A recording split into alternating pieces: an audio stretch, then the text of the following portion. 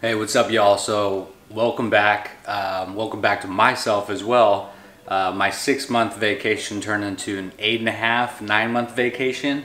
I'm happy to be back, but it was a hell of an experience. I know what every one of y'all are thinking right now is, what the hell is behind me? That is a 2019 Ford F250 with the 6.7 Powerstroke diesel motor. I have been dreading making this video for the longest time. Because my 6,500 subscribers mostly came from my Ram content that had the Cummins. So I know there is going to be a shit ton of people not happy to see this video. I did trade it in for this truck. This truck has about 4,000 miles on it right now. I have a lot of plans, but yes, I have been dreading this video for the longest time, and I know there's going to be a lot of hate comments down below, and I totally understand that, but I think till this day I still have the best fuel filter replacement video for that 6.7 Cummins, and maybe even the oil change video. Why did I go Ford instead of Ram?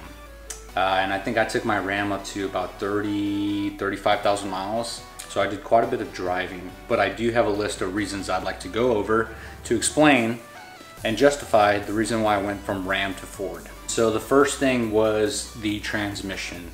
The transmission that comes on this thing is a 6R140 compared to the 68 RFE that came in the 2500, the Ram 2500, that did not have the ISIN or the high output Cummins motor. I do plan on keeping this truck for quite a long time. I was planning on keeping the Ram for a long time. I do know that. Shit changes. Just like anything else, but for future power gains, if you catch my drift, I wanted to have a transmission that would be stout and strong enough to handle the additional power, whether that was 0 horsepower or 200 horsepower with an increase in performance. And so the 6R140 is quite stout. It's probably the best transmission in the heavy duty lineup. The difference between, say, Ram and Ford is that even in the Ford's, what is it, F650, F750, didn't you know they even go that high, crazy huge trucks. The only thing different with the 6.7 motors and the Fords is absolutely nothing. It just comes down to upgraded suspension parts in order to handle the weight and the towing, hauling of the larger trucks. Whereas in Ram 2500s, come with the 68 RFE, and you need to go up to, I believe, a 3500 for the high output. I might be wrong on that, but that comes with a little more additional power, and it comes with the ISIN transmission. So Ford kind of keeps it straight along the line, same exact motor, whether you're getting a 250 or a 750 that has the diesel motor. It's the same exact thing, same exact engine, same exact transmission. So I did like that for future performance gains that I'd like to do on my truck in the near-term future.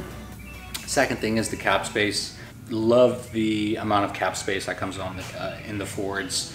Toyotas have that same pro as well in terms of the amount of cab space that comes in those trucks. If you get a crew cab, you have like space for days. Third reason is it looks good. Although the 5th gen Rams, if you want to call it the 5th gen, looks on point. I know Rams for like almost a decade kept like the same look.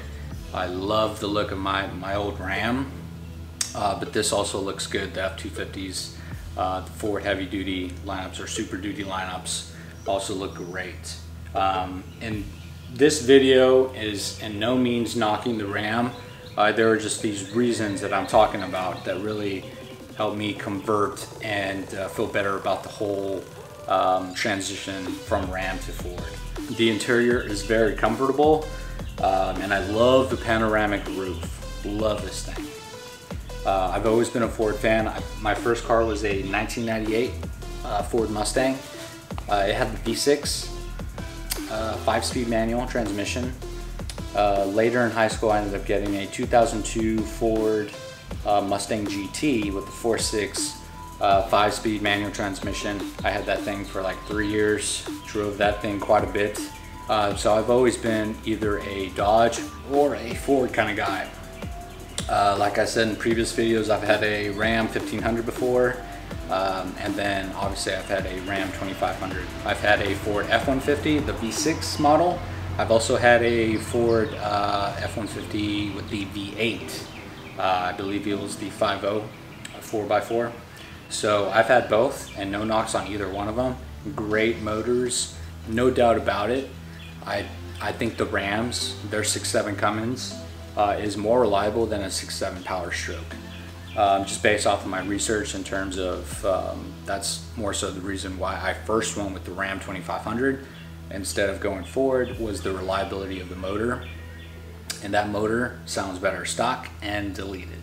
This is the Platinum Edition. The reason why I went Platinum was the grille. Love the grille in this truck. Second thing was the interior, the leather, upholstery, everything about it on the inside. As I have more videos, I'll show you what the inside looks like. LED headlights. I know you can get a bunch of these options on the other lines, but this is just what caught my attention because the Platinum really, I love the look of the Platinum. I like the look of the Platinum more than I like the look of the Limited. Like I said, guys, I've been dreading this video for a long time. My vacation went quite well, very well. There are things I would have done better, things I would have done worse, but glad I am back. So I'm just gonna go ahead and take y'all around real quick, show you what I bought for parts, upgrades already. Yes, diving straight into the upgrade game, getting right into it, starting with a 4-inch BDS radius arm lift kit. So that's gonna be the first thing I'm gonna do, followed by wheels, get that aligned, see if I'm gonna need caster shims. Other than that, I guess I can go ahead and show you what other upgrades and mods that are waiting to get thrown on this truck. Let's check them out. All right, guys, so first mod that's gonna go on the 250 is gonna be this 4-inch BDS radius arm lift. I have never had a lift before on a truck. So this is gonna be my first one, and I'm actually gonna install this myself. So right after this video, I'm gonna go ahead and dive into it. So first truck that I'm gonna have a lift on ever. Second mod is going to be these wheels. These look absolutely phenomenal. Glad I went with these. These are Hostel 20x10s.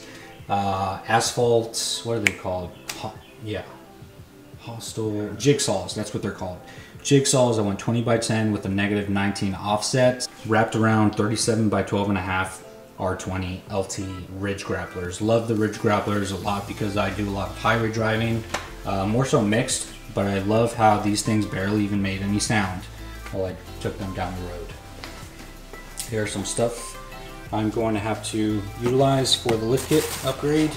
I got a 4-scan OBD to hook up for 4-scan. I have a Komodo drain valve.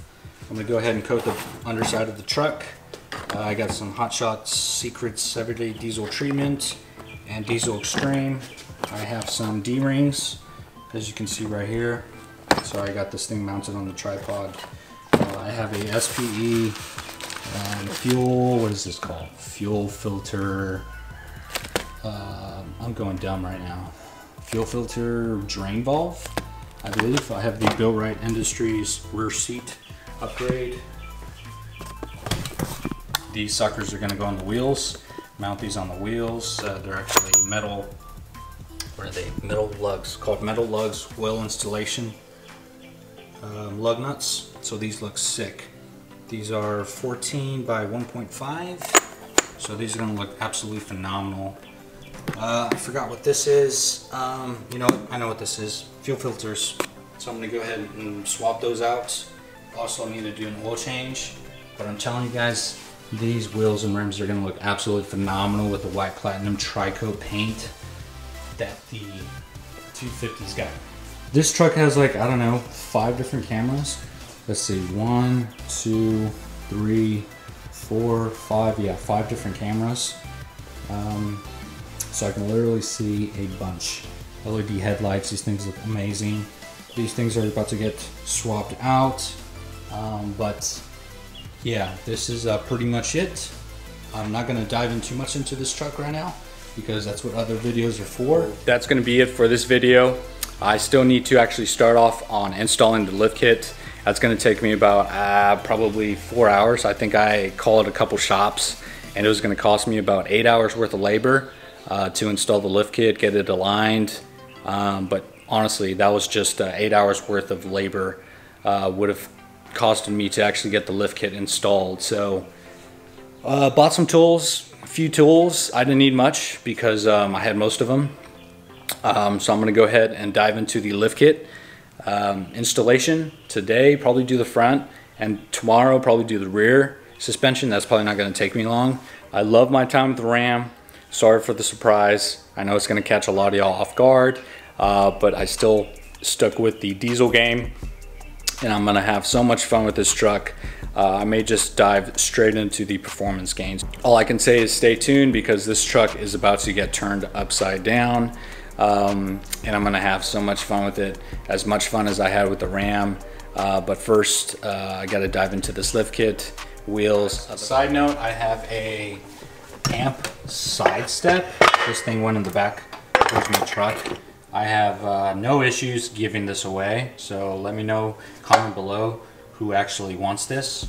And I can ship that to whoever. I really don't care. I don't have the truck anymore. Really don't have time to resell it. I have an EGR delete kit. Anyways, 6.7 Cummins, obviously came off of 2018. I have no issues shipping this off to anyone. I got a few other goods. They're just bullshit random items, but those are the two items I really have left over from the truck.